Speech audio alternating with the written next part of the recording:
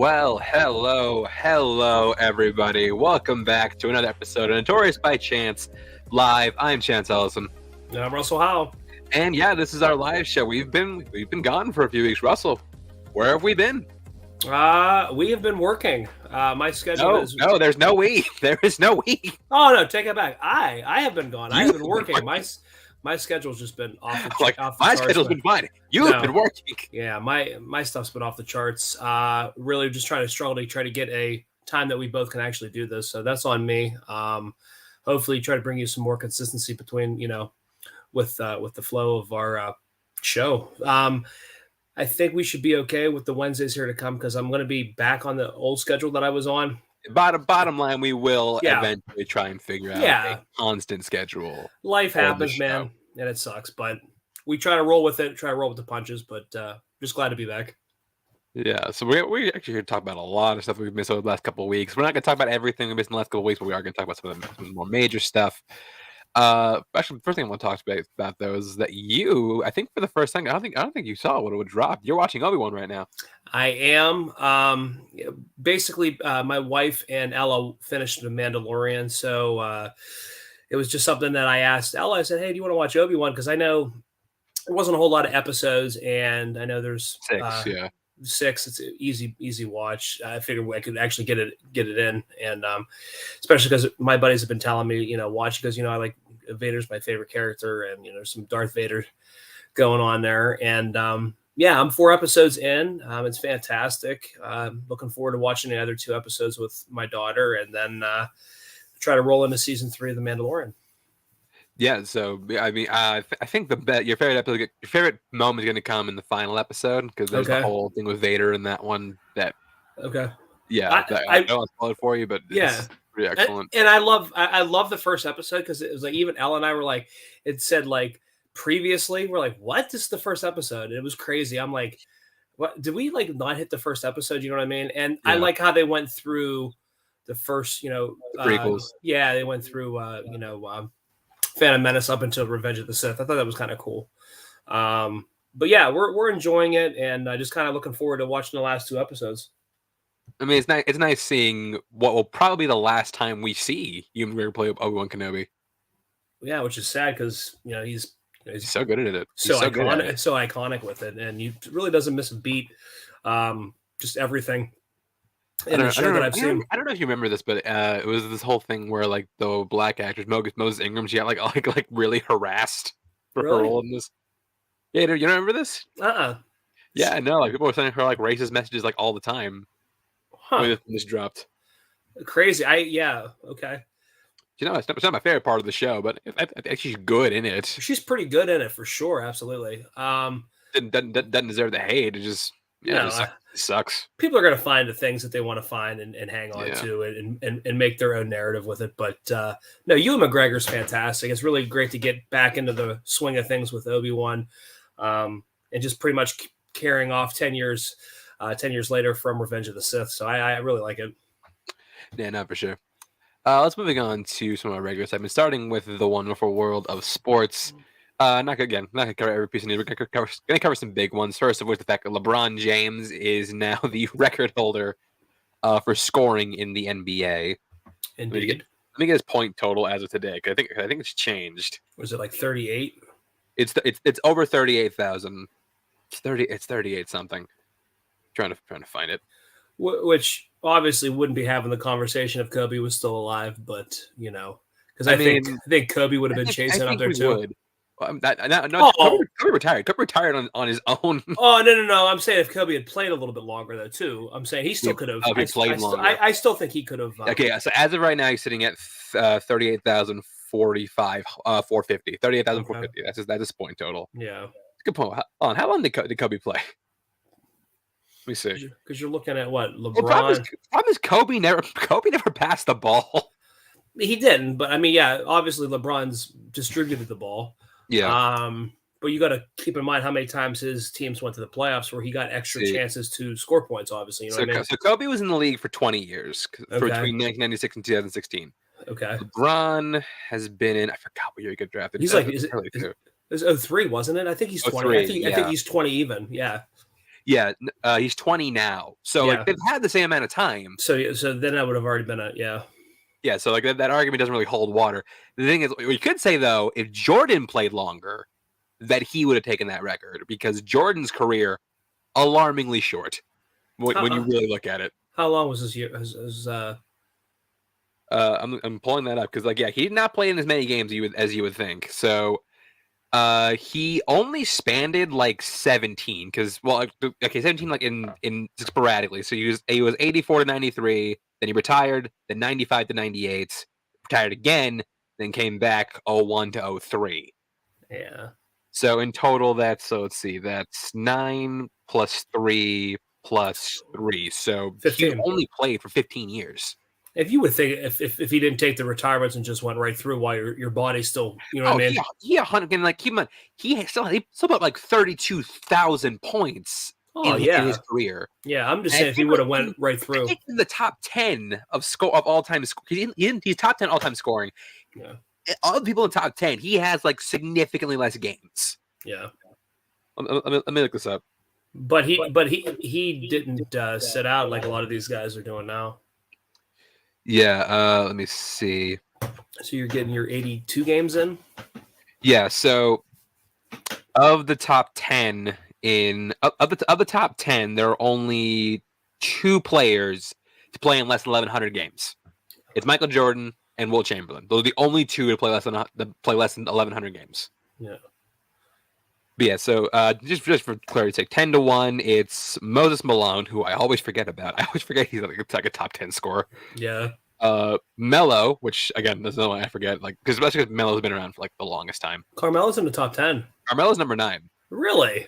Yeah. Huh. Carmelo, Shaquille O'Neal, Wilt Chamberlain, Dirk Nowitzki, which is like again one of the most random one, but Dirk Nowitzki was fucking dominant in the paint. I loved watching that dude play. Malone up there? Malone is. Malone is the. So yeah, Jordan 5, Kobe Bryant at 4, Karl Malone is 3. That's what I thought. Then you have Abdul-Jabbar at 2. Yeah, and then, Kareem, and then number 1, LeBron. That's crazy. And Larry Bird's not even in the top 10. Where is Larry Bird? That's a good question. And Magic Johnson. Magic Johnson not up there. Larry Bird is number 36 all time. No shit. How about Magic? Let's see. Magic. These guys were more ball distributors though. They were. Am I not reading this right? Is Magic Johnson not in the top 30? Are you kidding me? I'm checking. Oh wow, yeah, no, Magic Johnson isn't even in the top 50 of scorers. No shit. How about this little fun fact? I saw on Facebook they showed the welcome to the 70 club, 70 plus points in a game. LeBron is not in that club. Really? I was shocked because I thought for sure LeBron would have scored over 60 points. Yeah, how about that? Well, not just that, but like I'm looking at Magic's all-time point total. Yeah. Way less than you would think. Where's he at? 17,000. Yeah, but look how many assists he had. That's true. Dude had like 10,000 assists. So like dude was killer. Magic Johnson, one of the best of his era. Oh, still for sure. Yeah. It's just kind of crazy to think like he's like not even in top 50 in scoring. It's mind blowing, really. But he also like had to be like the linchpin for that Lakers organization because like they weren't like great when they picked him up. Yeah. Then once they with Worthy, and then they made some things happen. Yeah.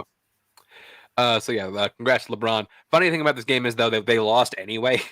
Yeah, I mean nobody's really going to care about the wins. Yeah, like watch him break the all-time scoring record, and they still fucking lose. And they still fucking lost. It's still, but honestly though, nobody's going to remember the winner-loss thing. They're going to remember, that. Did you watch it as it happened? No, I didn't watch it as it happened. Dude, the game stopped. I did see that. Stopped play, but for like 10 minutes. Did you see the one that they had where Michael Jordan was shooting a jump shot and people just watching? As opposed to LeBron's, where everybody had their phones at. But again, that's just a day of technology. Why wouldn't you want to capture that moment? No, exactly. Like if people had smartphones when Jordan broke, they would absolutely have done it. They'd absolutely have them out. So absolutely. But yeah, LeBron's definitely going to throw some longevity out there. He's going to easily top 40,000. Oh yeah, he's definitely going over 40. Yeah, he's somebody who's kept his body in peak shape his whole entire career. I know there's a lot of hate on him just because, he's trying to, go where the players are at and stuff like that. Keep in mind, this guy, within his first couple years, took a team by himself to the finals to get obviously decimated by the San Antonio Spurs, but still the fact that he took them there, he took them to the East. And also you look at the fact that like LeBron he's been in the finals 10 times. Yeah, and I know that's a lot. Everyone's like, oh well, I think he only has 3. It's 4. Or 4. Yeah. Regardless, that's still pretty impressive. Like that. Like when you can get there 10 times, like that's something. But like 3 or 4 years, it was the same. It was Golden State, Cleveland. Granted, for 4 years in a row. The way it's going right now, I don't know if we'll ever make it to another finals. I just don't think in that environment right there. He's not going to the finals with LA. Like if he wants to go to the finals, he needs to get out of Los Angeles. I would like to see him go back to Cleveland. Cleveland's already kind of like a ready-made Cleveland's team. on the come up. Like honestly, Cleveland, like he would put Cleveland over the hump. Yeah, a very fly under the radar team in the East. The East isn't as stacked. Yeah. And obviously you have Boston, and I mean you have your guys. Obviously KD going west now to Phoenix. Well, yeah, that's another story. KD to the Suns, which something that nearly happened before the season started. What a segue! And it happened mid-season, and it's like I remember seeing this news, and like I'm not even a Suns fan. I just live in Arizona, but I'm not a Suns fan. I'm a Spurs fan, and right now I want the season to be over. Taylor Robinson's a giant Suns fan. She is, but yeah, she's big on Phoenix. But I'm not a Suns fan. But when I saw this, I'm a Kevin Durant fan. Yeah, I got hyped seeing this.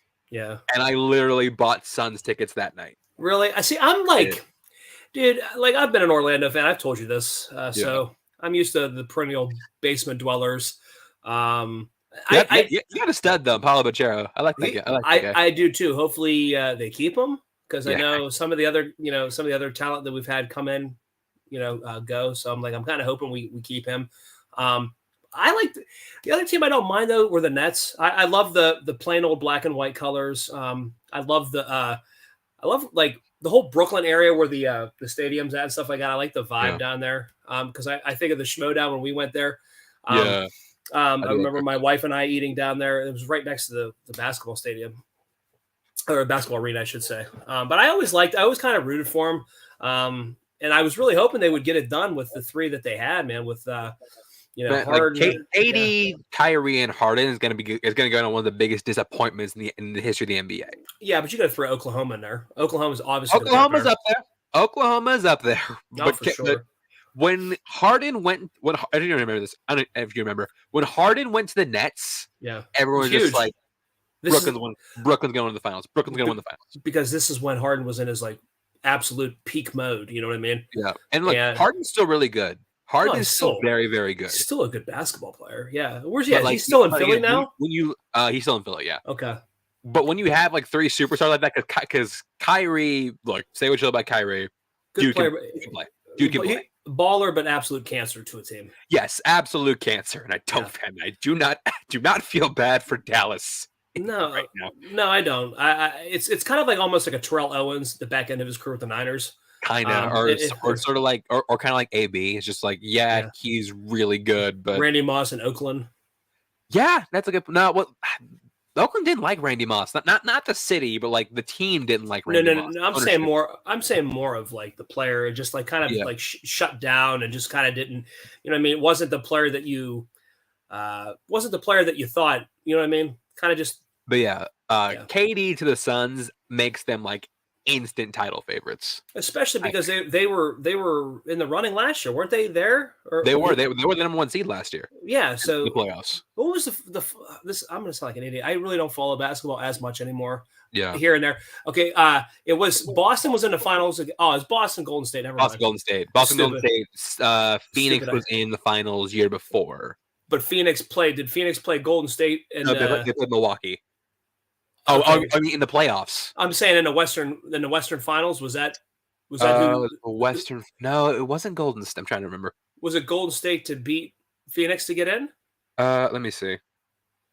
I don't know because I remember a couple. This of course. You mean last year? Yeah. Oh no! Last year Golden State beat Dallas because Dallas waxed Phoenix in the playoffs. Oh, okay. Now I must just be thinking because they had a really good year. Last year was the 1 seed, and then they kind of really just choked. Yeah, no, like they got absolutely demolished by Dallas in the playoffs. That's right, Dallas beat them last year. Okay.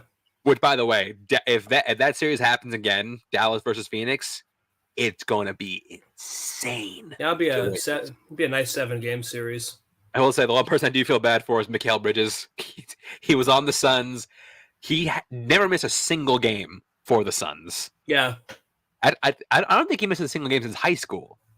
And he was part of the whole because like the trade for KD was massive. They traded Crowder, Thomas, and Bridges, and 4 firsts to get KD in Phoenix. That's crazy. I mean, obviously that sets up Brooklyn in the future to. Well, I mean, rebuild a little bit. Kind of like first round picks in basketball are. It's not like a first round pick in football. Like they're not worth nearly as much. No, because you never know where your talent's going to lie. It goes all over the board. Yeah. Yeah. But yeah, this makes some instant title favorites, and I'm so excited because like the one I'm going to, the Suns are playing the Sixers. Okay. And I love Embiid. Embiid's one of my favorite players right now too. Okay. So I get to see KD play for the first time in my life. Always wanted to see that dude play. Love KD. Get to see Embiid. I've seen Harden play because I did go to a Rockets game when he was on the team. Okay. But yeah, I saw like Harden, Booker, Ayton. I seen CP3. I saw LeBron his first year in Cleveland. That was the benefit of living where we live. I think I see Tim Duncan play before he retired. Yeah.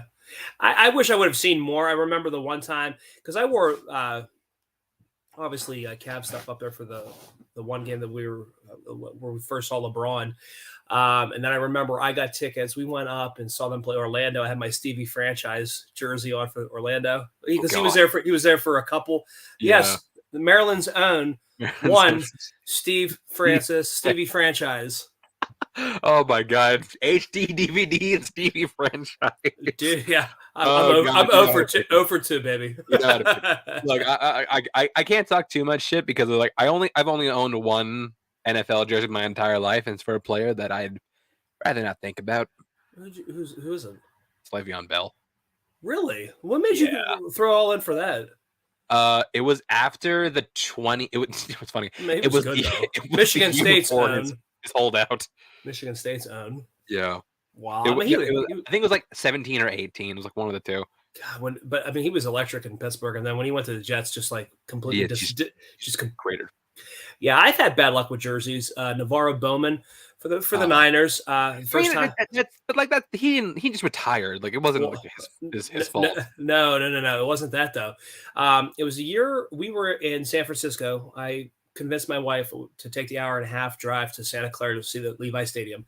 Went there, we toured the Hall of Fame and all that fun stuff. And then I bought the jersey, and I think that year, or if it was not the year after, he tore his ACL. And then he got traded to the Raiders and then retired. I forgot he got traded. That's right. I told you this year. I took a picture. I think I sent it to you. I was in my Trey Lance jersey. He tore his ACL, and then I bought Rebecca a Tua jersey, and the Buffalo Bills game happened.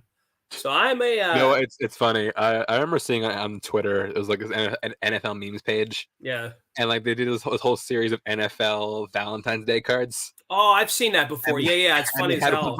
Had one for Tua and said "Merry Thanksgiving" because he's concussed. Well, speaking of the NFL, we only have like one major story to talk about right now. In fact, Daniel Jones, New York Football Giants quarterback Daniel Jones. Who? He informed the Giants that he is in search of a figure of upwards of $45 million. Good luck with that. Yeah. Like, look, say what you will about the Deshaun Watson contract. Nothing would destroy the QB market more. There's no way he gets Daniel Jones getting $40 million. I'll throw my boy Jimmy G to New York to make that type of money. I mean, shit. I think because like Daniel Jones is not a great quarterback. He's not even a good quarterback. He's not a good quarterback. He's not even a good quarterback. No. Like again, he looked better this year, but like not at that price tag. No, man. He's like I said, Garoppolo would be a pick that I would pick up. Even a Matt Ryan.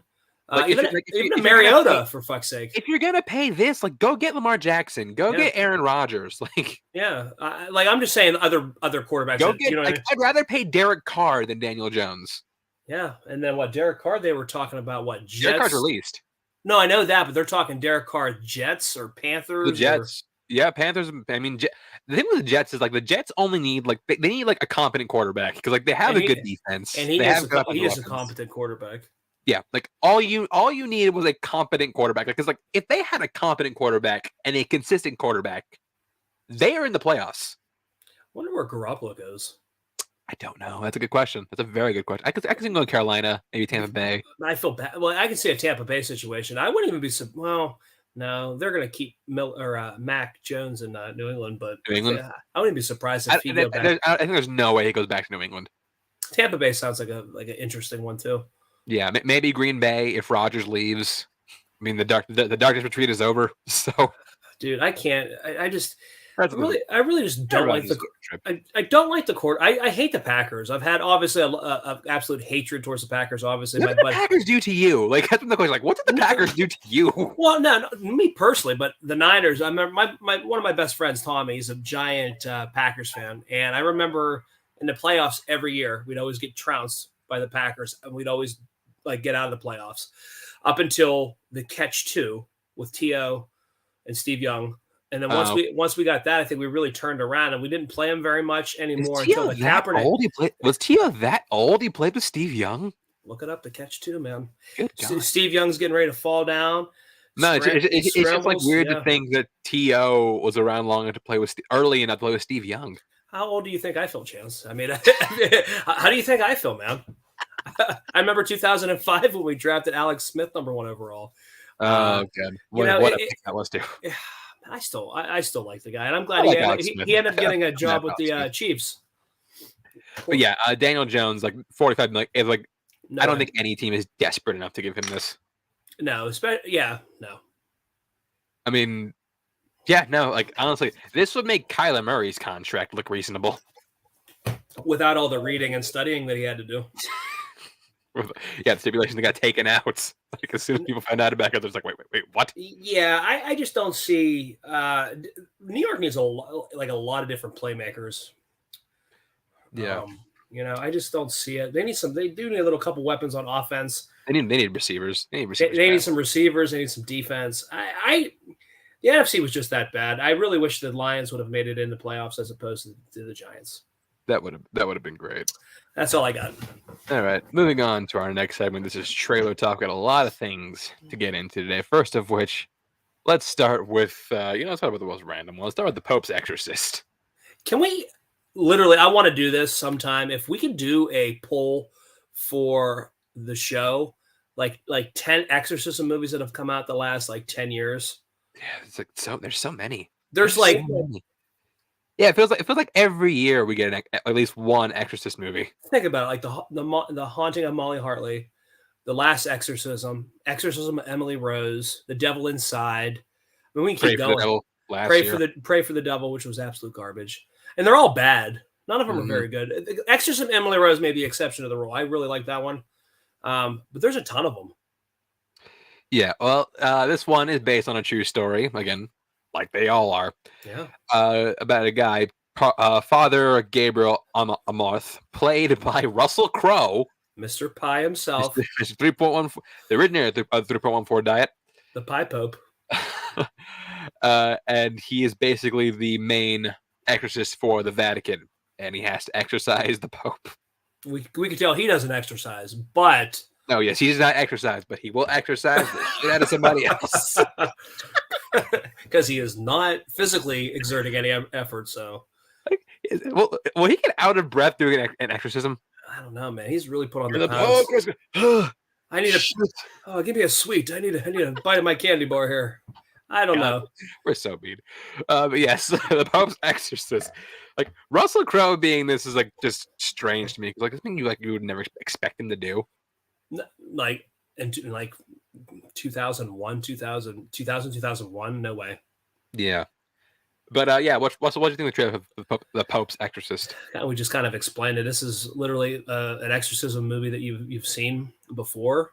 I'm sure that Russell Crowe's character is probably going to die. It looks like that from the trailer. I don't know. Yeah, it's just I feel like cut and paste. Well, the real life guy died a few years ago. Oh, okay. So never mind. Never mind. Yeah, I'm wrong. He might die. He might not. I'm not sure if the movie takes place. I don't know if the real dude died, but I was looking at it because I didn't realize this is a real life dude who claims to perform 10,000 exorcisms. It's just How? No, how? Do you want to make it crazy? Put that shit live stream on YouTube. Get nuts. Let's get crazy with All it. right. You can imagine how much money Yeah. you make off of that channel. Where are the YouTube exorcists Dude, that are live streaming this shit? we haven't. We need to get ordained as priests, Chance. And I think we have a gig. We have a calling right now. Oh my god, you're right. Yeah. Well, that'll be a mission. We will go become priests, and we will do live go, stream exorcisms. We will live stream our exorcisms. Or James Woods in Scream 2. Fuck this. Remember, we will live stream. We will. Yeah. Well, you think those motherfuckers, the Warrens, got anything on us? No. We're gonna do exorcisms for real. We're bringing this shit live time. Watch us crap our pants in real life, real time.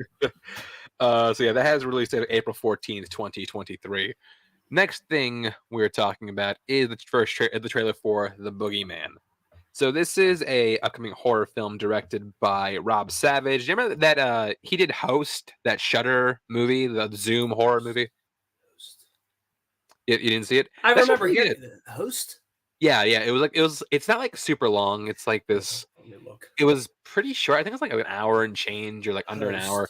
But it was like a horror movie. It was shot during the pandemic, and it was done all through Zoom. Really? And it's actually quite good.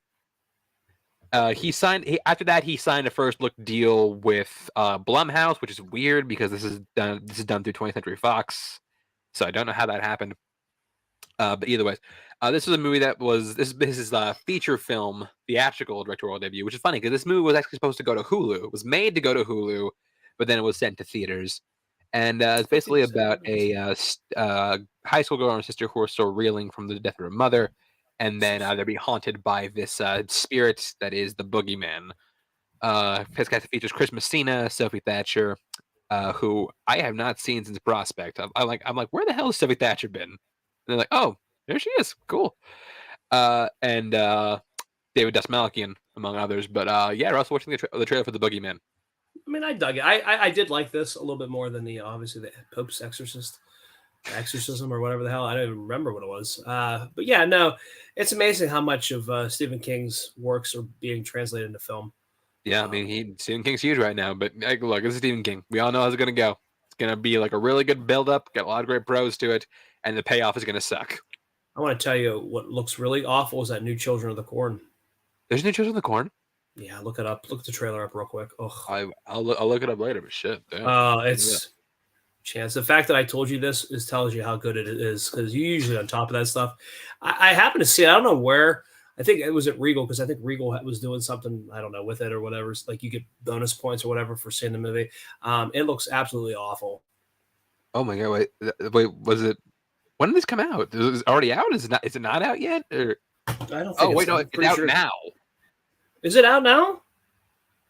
Really? Oh, sorry, it comes out tomorrow. What the fuck? What the hell is it? How did the new Children of the Corn get made? And I'm just now hearing about it. You're welcome. What is this?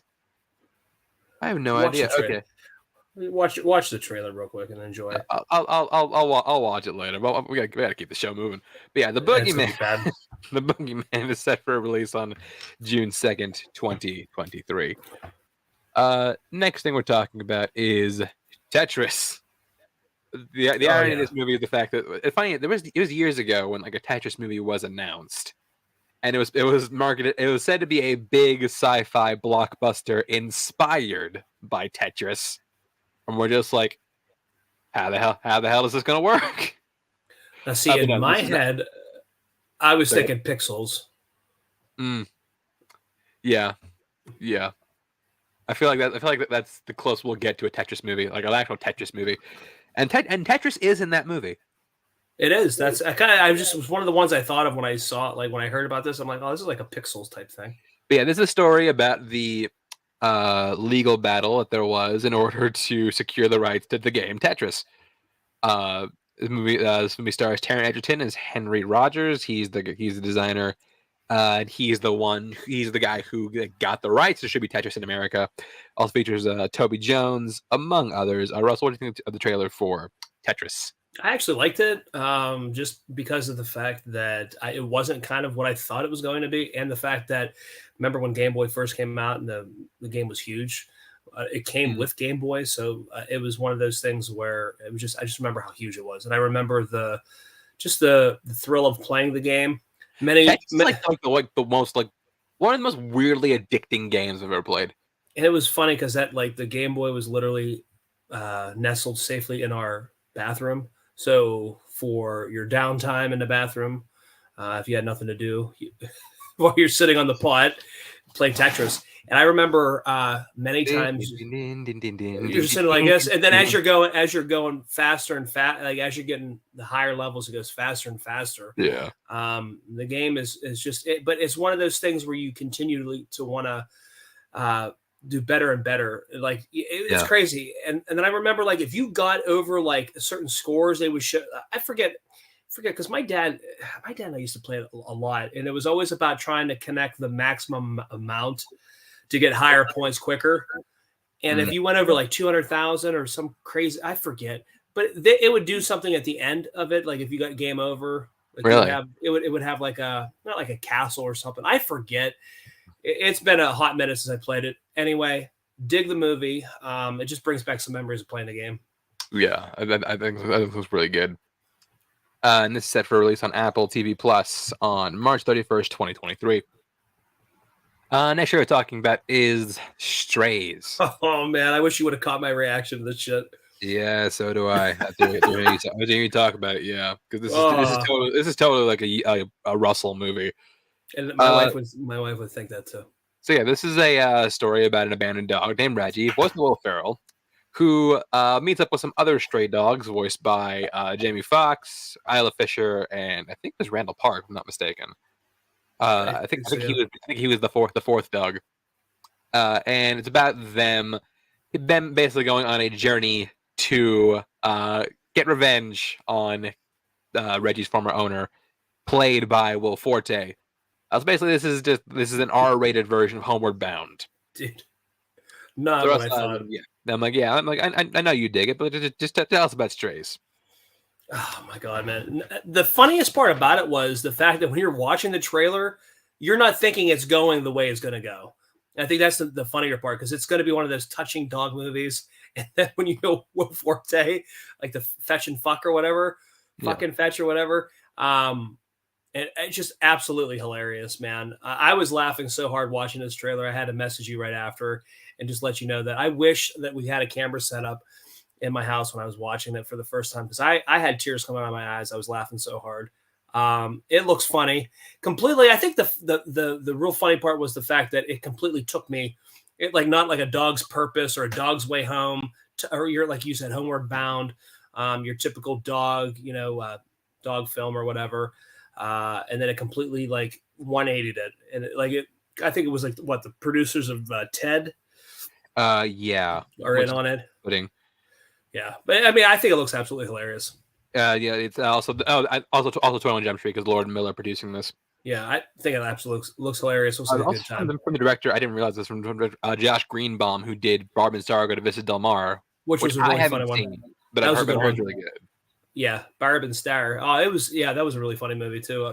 I do need to watch that one. Yeah, it's really good. This is for a leave the kids at home for this. First of all. Not a kid's movie. I cannot take Ella to go see this. And this is June 9th, 2023. I just imagine a kid coming across a TV spot for this. Just accidentally convincing his parents to go. Yep. Yeah. It's a dog movie, Mom. What's the worst that could happen? Yeah. Up next, we're talking about one of Russell's favorite subjects, and I know it is. The first trailer for Peter Pan and Wendy has dropped. I do have a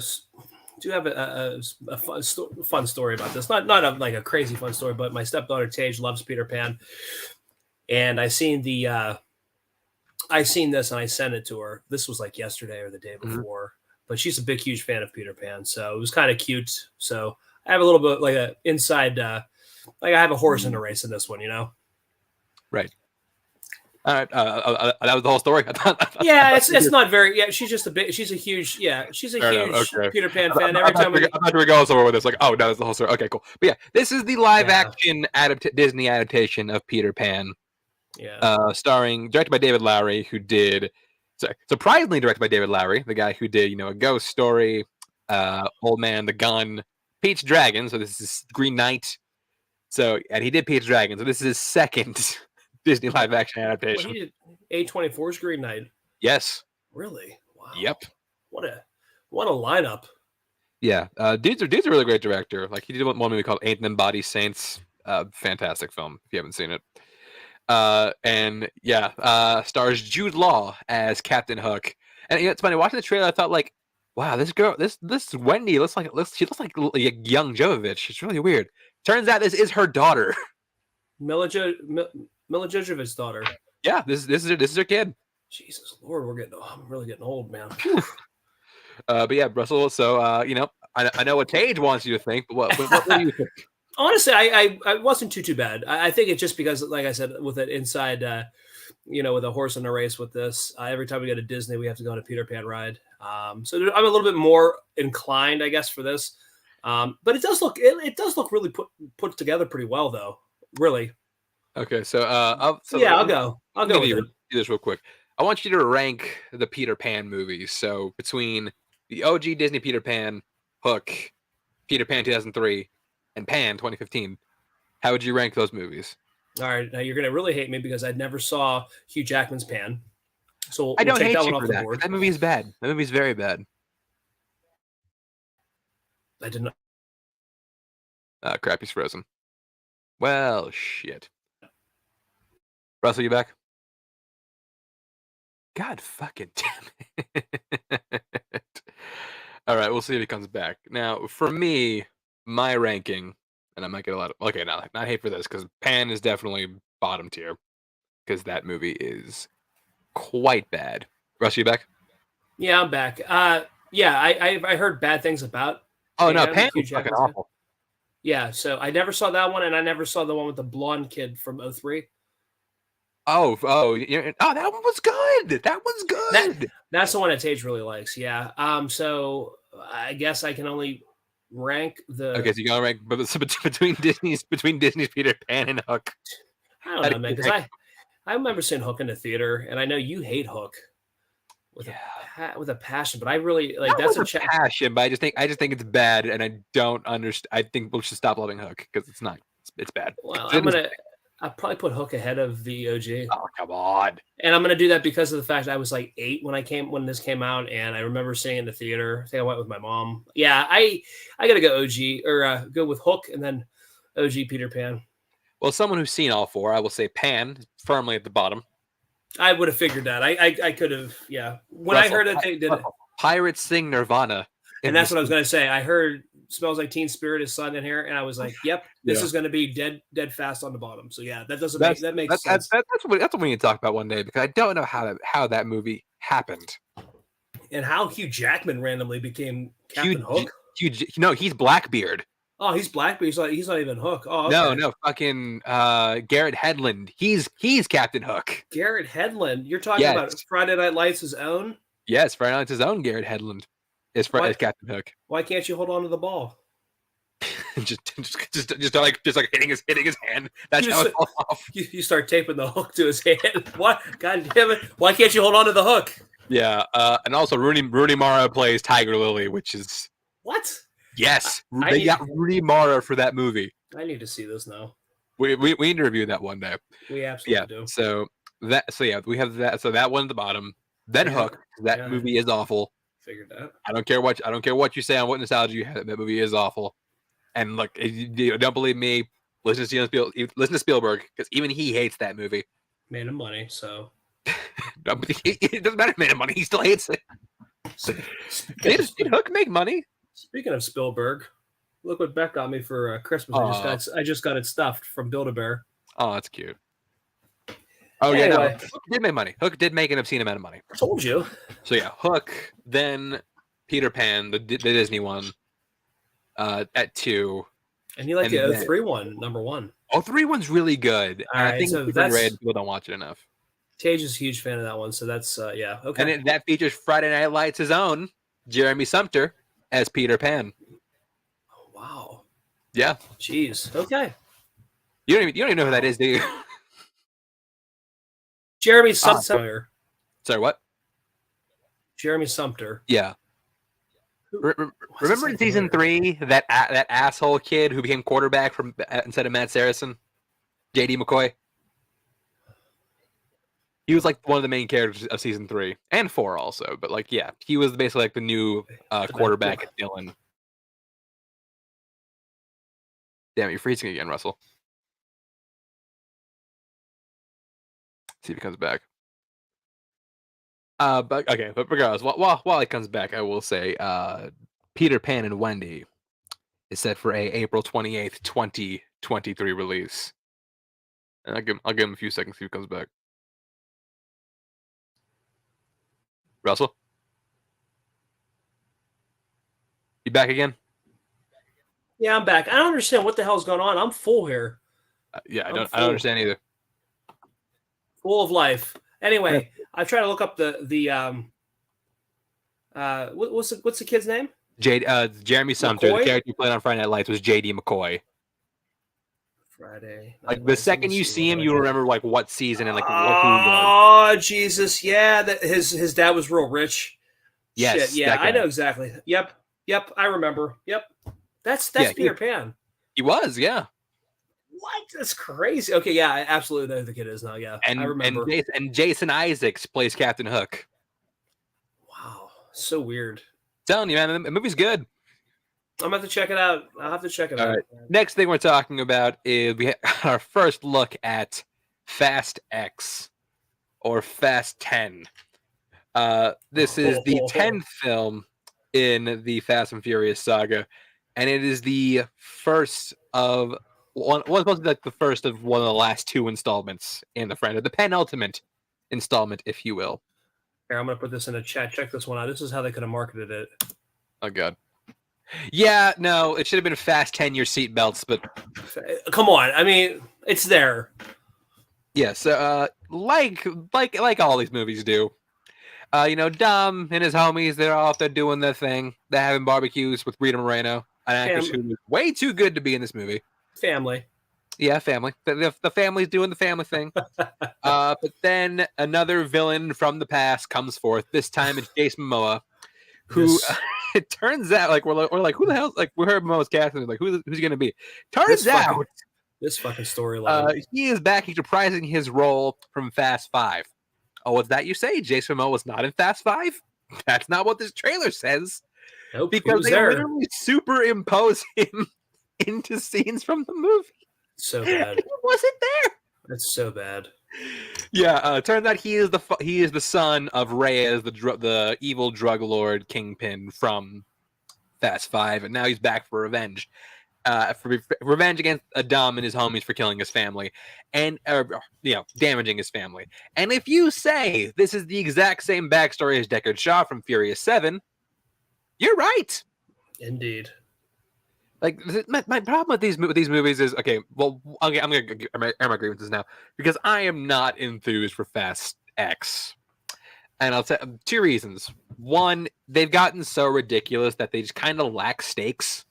Yeah, like I mean, it doesn't matter what you put these people in; they're gonna get out through probability and stupidity. With like a lot of people like, yeah, it's fun about it, but also just like it doesn't make it interesting. Like if there's no risk of them dying, if they can survive basically anything, then what the fuck's the point of doing any of this? Yeah, but we watched Friday the 13th and Nightmare on Elm Street and stuff like that too. You know what I mean? So, but no, we watch them because they die and like it feels like, but they feel human. Yeah, and that's why the victims feel human. That's what gives the stakes there. Yeah, I'll give you that. Yeah, I think we're gonna lose some people though. You think so? They think they're finally gonna start pulling the triggers? It might as well. I mean, well. Paul Walker's was not intentionally, obviously. So I mean, that's their office. You know what I mean? He also didn't die. People forget he didn't die in those movies. Brian O'Connor's still alive. He's out there somewhere. Yeah, he's out there, but I mean, obviously, can't be. You can't come back. Well, I mean, they could, but you could creepily CGI him. You could try. I feel like they're this close to doing it. Oh, don't tempt them with a good time. It features like everybody coming back. All the family. Vin Diesel, Michelle Rodriguez, Tyrese, Ludacris, Natalie Emmanuel, Jordana Brewster, John Cena, everyone, Vin Diesel's brother. By the way, like I don't know who cast these things because like the casting director needs to be fired. Because first of all, not only is John Cena, don't buy him at all as Vin Diesel's brother. Still, do not buy him at all as Vin Diesel's brother. Yeah. His son looks nothing like him. No, his son looks nothing like him at all. His son No, looks nothing like either of his parents. Like, whose kid is this? this this kid's adopted. I was Pretty like, where did this kid come from? pretty sure Mia couldn't have a kid. Well, no, this would have been. Or not Mia. What the hell's her name? It's not Letty's kid. If Let you remember, Letty. It Yeah, was that's right. Elsa Pataki's character's kid. That's right. But still, it looks nothing like Vin It doesn't Diesel. look like her either. Yeah, it doesn't look anything like him. Whose kid is this? Also, Brie Larson is here just because, and Charlize Theron is back because I guess she needs the paycheck.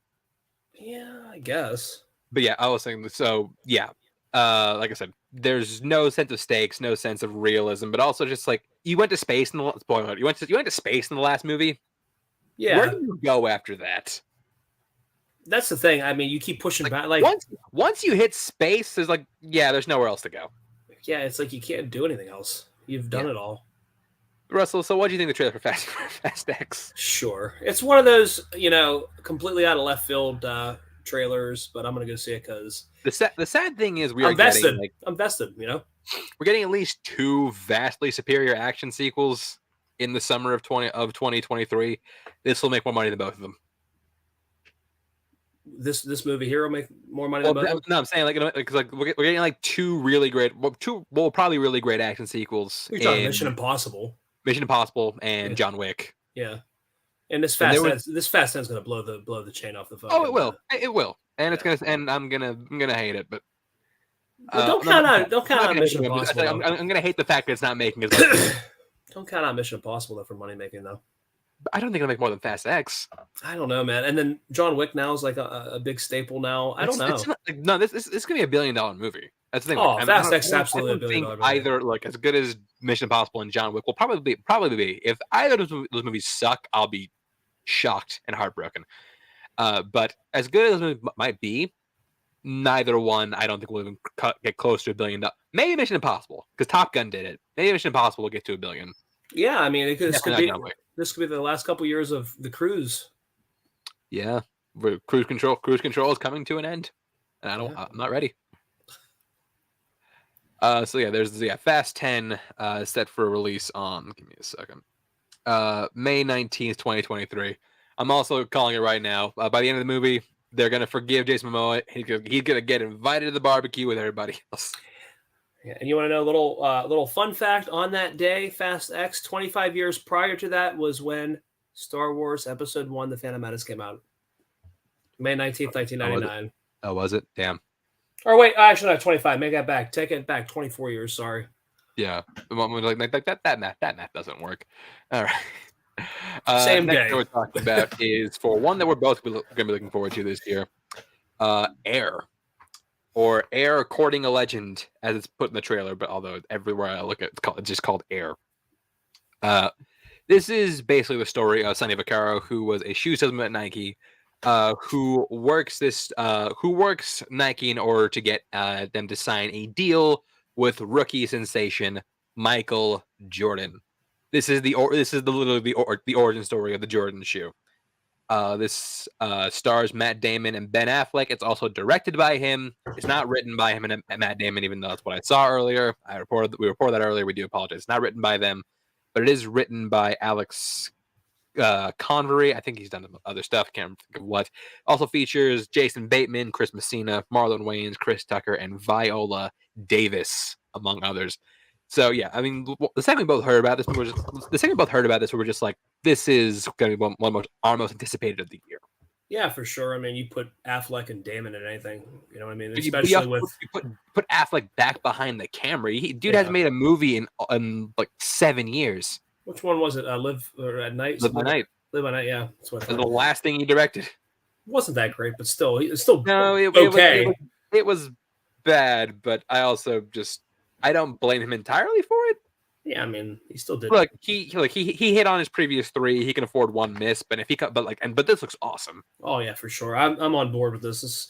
This looks really fascinating, and just really, I don't know, just a lot about it, man. Like the whole star-studded cast, what you have behind the camera. I'm kind of curious to see what they do with it. I'm just sad that we're getting this in April because if this comes out and it's great, which I think it will be. It's got to keep a staying power to be an Oscar conversation because Ben Affleck, again, great director. The fact that he doesn't have a single nomination for Best Director, I think, is ridiculous. Now, how do you get one for The Town? But unbeknownst, He didn't get one for The Town, didn't get one for Argo, even though they fucking won Best Picture. Yeah, completely crazy. That's just absolute horseshit. But yeah, Air set for a release on April 5th, 2023. It'll be on Amazon and also in theaters on April 5th. I don't think they're doing day and date release, but it will have a theatrical run with thank God, because I definitely go and see this in theaters. Yeah, for sure. And last trailer we're talking about is for The Flash. This is our very first look, extended look at The Flash.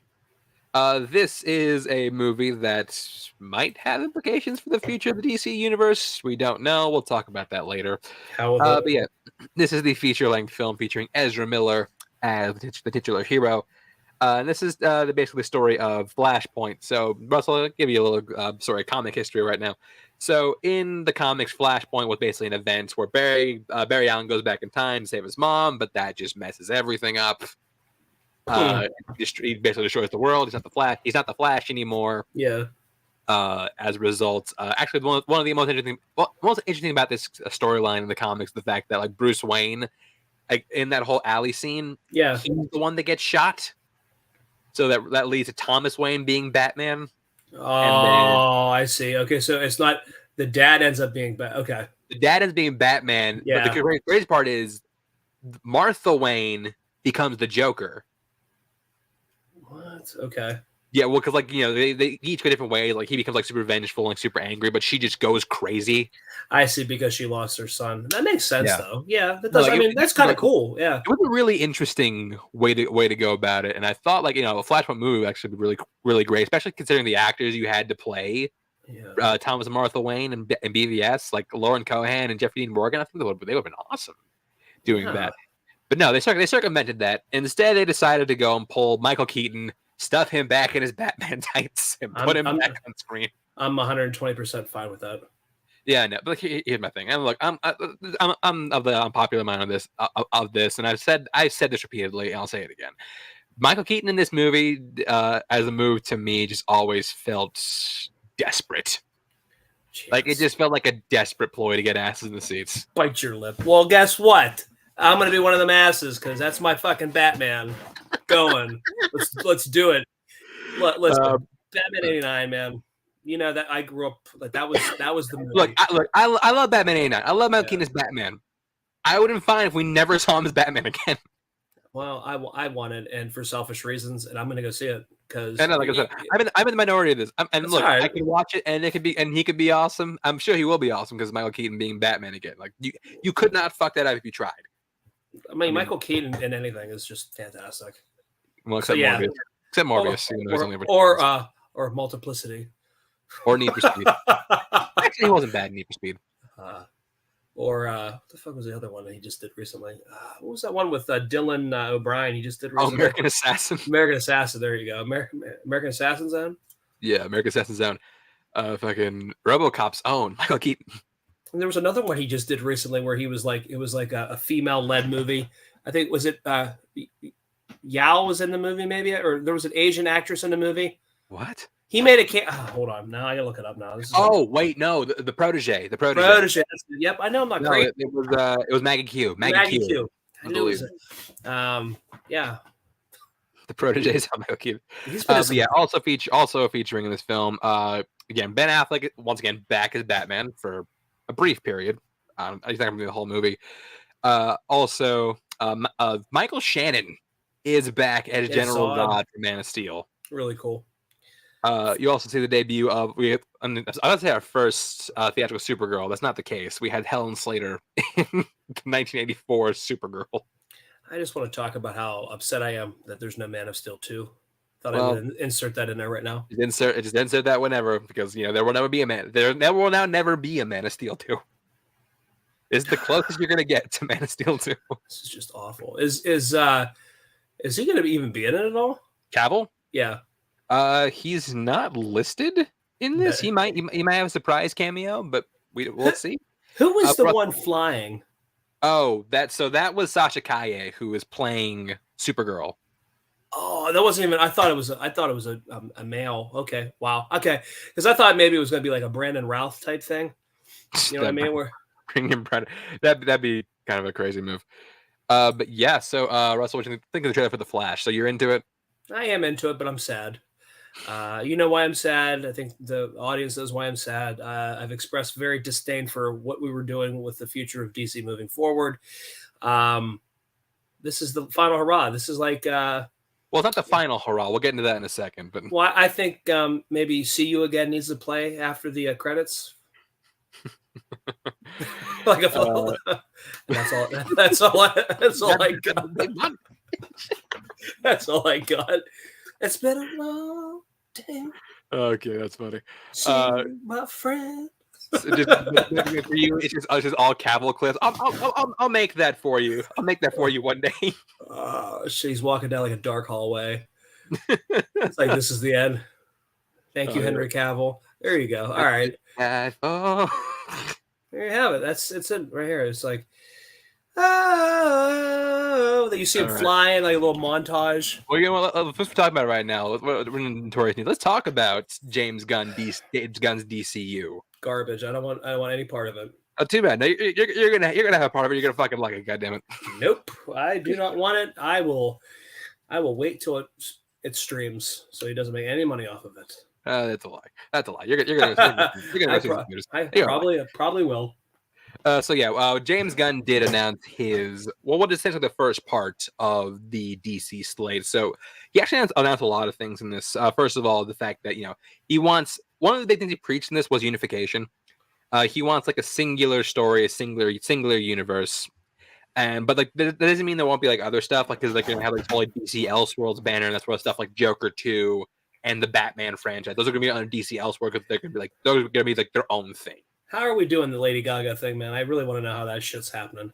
I don't know. But like, why? Why are we doing this? Well, I mean, we know why. It's money, but it's money, but it's like why? It's just like not.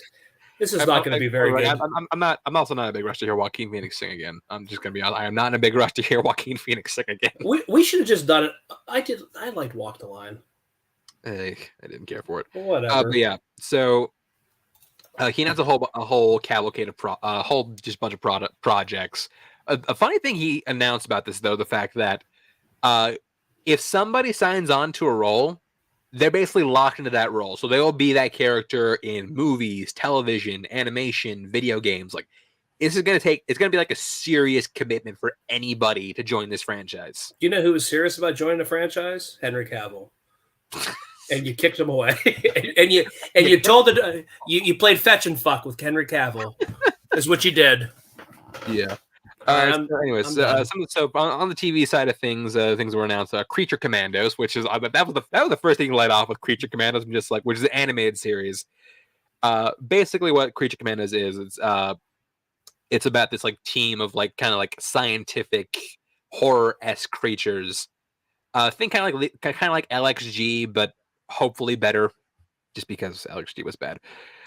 So yeah, there's that. Amanda Waller is getting her own series with Viola Davis reprising her role. There's going to be a show for the Green Lanterns called Lanterns. I describe this kind of like True Detective in space. They're going to be uncovering a sort of secret that's going to like spill out into the bigger story of the DCU. Now, is Ryan Reynolds coming back for that? No, because dear God, no, he isn't. Because I don't think Ryan Reynolds would come back even if you paid him. All right, just thought I'd throw that out there. What do you think? Like, tangent real quick. Ryan Reynolds' disdain for Green Lantern is the most fascinating thing to me. It's like crazy. He really hates that movie. But is it because of the fact that he got Deadpool that he wanted to kind of shit on the you know what I mean? No, I think he just like genuinely doesn't like it. I mean, dude, you made money off of it. It made money. No, it didn't. No, it didn't. Really? No, it didn't. All right, now we got to look. I did see it in theater, so I supported it. He got paid, but no, it didn't make money. Let me see here. Dun. Trying. Okay, so box office opening 53 million. Okay, budget was 200 million. That's why. Exactly. Opening weekend made 53. It grossed 116 worldwide, 219. I mean, 20 million. So no, it didn't make money. Okay, but it's a big opening weekend, especially nowadays. I think also for him that was like in like that kind of just like really damaged his rep in the eyes of a lot of people, which is why he started pushing so hard for Deadpool after that. Yeah. So Well, yeah, he which is why it was had so hard for him to get Deadpool after that. well, he had the Amityville Horror. I mean, he could have kept doing that, Yeah, that's what we're preaching. I mean, Amityville Horror's own Ryan Reynolds. Absolutely, man. Come on, you got to push for more sequels out of that shit. But anyways, yeah. So Waller Lanterns, which is going to heavily feature a lot of lanterns, but mostly Jon Stewart and Hal Jordan. Paradise Lost, which is going to be a show set in the world of Themyscira of Wonder Woman. We also have the show I was most excited about was Booster Gold, because I love the character of Booster Gold, and I think that he would be like really great for a movie or television show. Now, let me educate you, Russell, because you're like, who the fuck is Booster Gold? So Booster Gold is this guy. He's from the future. He's kind of a loser. Doesn't have anything going for him. So what he does is he goes and travels back in time. Yeah. He uses his tech to become a superhero. So like, yeah, he's egotistical. Okay. He's all about the money. He's really funny, but he doesn't want to do the right thing. But above all else, he just wants to be famous. And I think that's just it's the kind of hero we don't really have very much. So I'm excited to see Booster Gold in the format of larger scale stuff like television and movies and stuff like that. I do like the fact that they want to lock it in with like what you are is what you are all across the board. I like that. But I mean, you kind of had that with Gal Gadot and Henry Cavill and such, but yeah, but I mean, not quite to this degree though. My thing is, like, did they really just hate Wonder Woman 84 that much? That too? I mean, people didn't like it either. Pedro Pascal was a gem in that, though. Was he? I mean, he's fine, but I really liked him in that movie, man. Well, this is for you, Russell.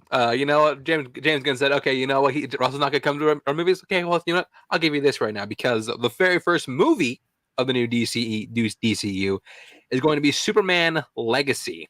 We actually have a release date. It's going to be released July 11th, 2015. Sorry, 2025. Yeah, you guys have to hop in the DeLorean. Back in time. Yes, he is going to be writing this. I don't know. There's no word whether he's directing this. I don't think he will. I think he's going to be too busy doing other stuff. But yeah, he is going to be writing a new Superman movie to come to theaters. And it's funny, a thing that he kept throwing out was Grant Morrison Superman. So what this strikes to me is possibly All-Star Superman, which is a really great Superman story. But I don't know. The point is, we are getting another Superman movie. So Russell, I know you'll be there for that, because you do. Because I know you're Superman. Yeah, but you know who else had a legacy playing Superman? Henry Cavill. No, he did. Okay, that's he did that twice, 3 times.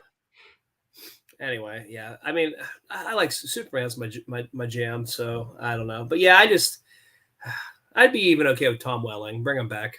Let's do it. I don't know. Tom Welling's a bit up there for a franchise. Tom Welling put on some weight too, I think. Yeah, he's leaning towards that 3.14 diet.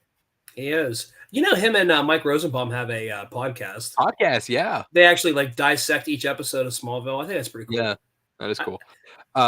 So also on their own movies, we have The Authority, which is about this is like a really, really obscure pull. So basically, this is a whole story. This is a whole society of superheroes that kind of like influence events of mankind. I think the world is broken because they're trying to fix it.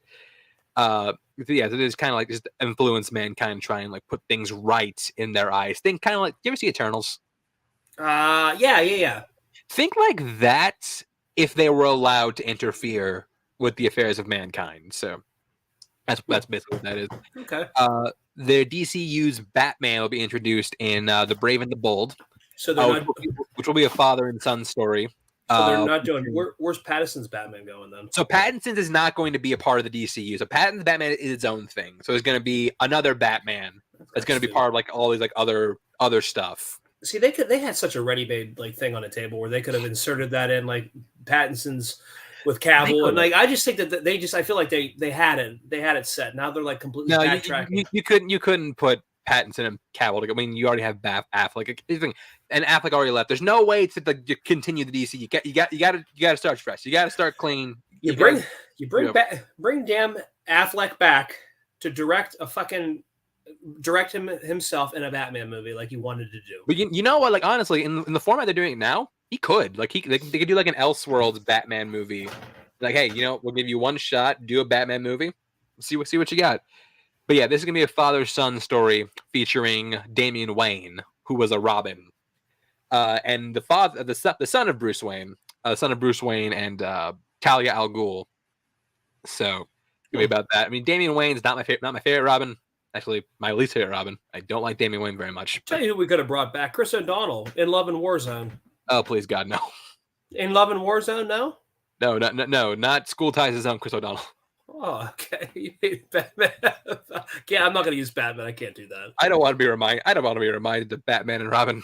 Wasn't he in what the hell was he in? Wasn't not oh my God, Son of a Woman? Well, he wasn't in Son of a Woman, was he? Yeah, he was. He was Son of a Woman. Son of a Woman's own Chris O'Donnell. There you go. But yeah, so there's that. We're also getting another Supergirl movie, Supergirl Woman of Tomorrow. Basically going to be about how Kara grew up on as an outcast on this like broken piece of Krypton, and like the kind of woman she's become. I don't know if they'll keep Sasha Calle. I highly doubt they will, because I think they just want to start scratch from everything. But yeah, that'll be coming out. And then the last movie they announced was going to be Swamp Thing, which is again the third movie featuring Swamp Thing theatrically, which is funny because Swamp Thing got more movies than Henry Cavill did in the world. Damn shame. Swamp Thing 3, Henry Cavill 1. Thanks, guys. Arguably 1.5. But yeah, like honestly, so this is in the first parts of their plan. The title of the chapter is Gods and Monsters. I think a lot of this looks really interesting. I'm excited to see what Gunn has in store. I'll see how I feel. You're gonna be there. I know you're gonna be there. I'll be there probably. I'm all talk. Something else I know you'll be there for is the Plane sequel. Oh, I'm fucking all over that shit, dude. Absolutely. Well, here's the problem with this, Russell. Turns out Jerry B might not be along for the ride. Then is this like a Speed 2 cruise control type thing? Actually, it kind of is, because the sequel is literally called Ship, and it's going to star Mike Coulter. Come on, am I right or am I right? They should have called the first one Bus and just done something like a bus, and then go to Ship. Totally would have been like an otherworld speed movie. I'm just waiting for when they get like car or like van. Man, they could do what else could they? Train, hoverboard, motorcycle. We jump to the future. Hoverboard, motorcycle, flying car. But yeah, we both saw Plane. Thought it was some good shit. I liked it a lot, man. I really did. I would put that up there with the few that have come out this year, up in the top. I mean, yeah, it's like towards like the middle of my list, but I also haven't seen much. I'd throw Infinity Pool up there too. Oh, I still haven't seen that. I dug the shit out of it. A lot of people hated it, but I really liked it. So yeah, we're getting Ship starring Mike Coulter. I'm looking forward to it. Yeah, I am. I just really hope that Jerry B's in it. We need to get Jerry B on this podcast somehow, man. Yeah, right. We just campaign and get talk to Jerry, but Gerard Butler. We have to. I think it would be fantastic. We'll find a way. He seems like such a great person. Yeah. Like legit, like what you see is what you get type thing. Next thing we're going to be talking about, this is a story that actually dropped today. Tom Brady, he's been retired. He has retired from football. We thought he was going to go into his Fox deal, which he did sign. But funny enough, that his deal is more than everything he made in the NFL. Come back, play for the Niners. But now we found out what he's doing next. What he's doing next is stand-up comedy. I mean, I'm down. Tom Brady. Like I hated Brady. I hated Brandon Field. I love his post-football career. I'm down. 80 for Brady was gold. 80 for Brady was really funny. It was gold. Like my wife, because she wanted to go see that, which I was kind of crazy, but wore my Tom Brady jersey. I felt really stupid, but I was like, "Yep, that's right. I'm wearing my Tom Brady jersey to go see this movie." But yeah. But yeah, Tom Brady doing stand-up. I adore this decision. I'm absolutely down. I hope he tours around here. I still have told my wife that we are going to Canton when he gets inducted to the Hall of Fame. I'm sure you will. So that's all I have. And Canton is where we got married. So fantastic. There you have it. Win-win. You got married in Canton? Yeah, at a vineyard up in Canton, Ohio. Yep. Really? It was it's about an hour and I say like an hour and 15, hour and 20 from where we're at. No kidding. Yeah. Next thing we're talking about, Ant-Man and the Wasp: Quantumania has been in the news quite a bit. Did you? I saw it, by the way. I did see it too. Yeah, We'll talk about the quality of it in a second, but yeah, that's fine. Ant-Man and the Wasp has done pretty massive numbers. Opened at upwards of $100 million. Let me see. Let me get the exact one. The exact number for us. Making some bank. Yeah. Oh yeah. 106 million on its debut, which makes it the highest of the Ant-Man movies by a pretty wide margin. It's gone on to gross $367 million worldwide, but critically, didn't do too well. The second rotten MCU movie. Can I really just talk about something for a minute that I've seen a lot of bottom? Like I've seen a lot of, since we have Letterboxd. See a lot of people ranking movies and stuff like that, and I always find this near the bottom, and I'm not understanding why. And you know what I'm going to say? I mean, it's a fucking Incredible Hulk. Why is it so low? I'm not saying it's like the bottom, but it is. Bottom. It is nowhere near the bottom. There are some bad ones out there. I don't know. Edward Norton as the Hulk would have been fun. I just hear me out. Great actor. I think that the first Incredible Hulk is super underrated. I enjoy it. Are you telling me you have Hulk at the very bottom? The Incredible Hulk. It shouldn't be on the bottom. I mean, it's towards the bottom. It's just like not. But I see some of these people really ranking, really shitting on the Incredible Hulk. Quality, right? I still think it's a really good movie. I mean, I enjoy it. Yeah, but funny because I'm like right in the middle of my MCU rewatch right now. Okay, and that is my bottom one at the moment. How fucking do you do deliberately? I'm only no. I'm only like 4 movies in though. Okay. I just started. I'm only like 4 movies in. Well, yeah, so, Iron Man's obviously going to be ahead of that. Yeah, I mean, like I'm up to the first Captain America. Like that's as far as I've gotten. And the first Captain America was not very good. I remember not liking that. Oh, come on, that movie is good. I'd like watch it again. It's good. It gets better. Maybe I have to. You know what we should do? I might have to go ahead and start from scratch, and then we compare our damn list together. I think that would be kind of fun. We do need to do something where we can talk about all. How do you like that? Huh? We need to do something where we talk about all these movies at some point. But yeah. So, but yeah. Anyway. But talk about this movie. So how did you like it? I liked it. I did. I dug it. I liked Jonathan Majors as a villain. Yeah, I think he's fucking everything fantastic. I liked about this movie has to do with Jonathan Majors. Jonathan Majors is perfect. Excellent. Perfect for this role. He is almost like Thanos 2.0.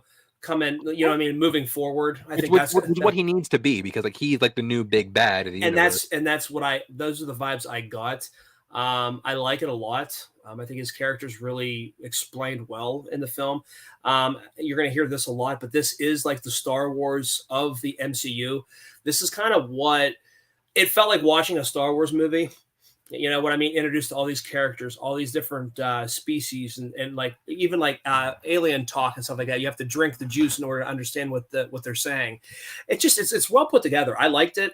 I know like my wife wasn't really. There's a lot of fighting scenes and there's a lot of downtime in it. I get it, but I think overall, I really did enjoy it, and I don't see why it's getting a lot of the hate. Like something like Eternals is something where it was long and dragged out. This one wasn't. I don't know. I really liked it. I liked the chances it took. I love the vibrant colors of this film.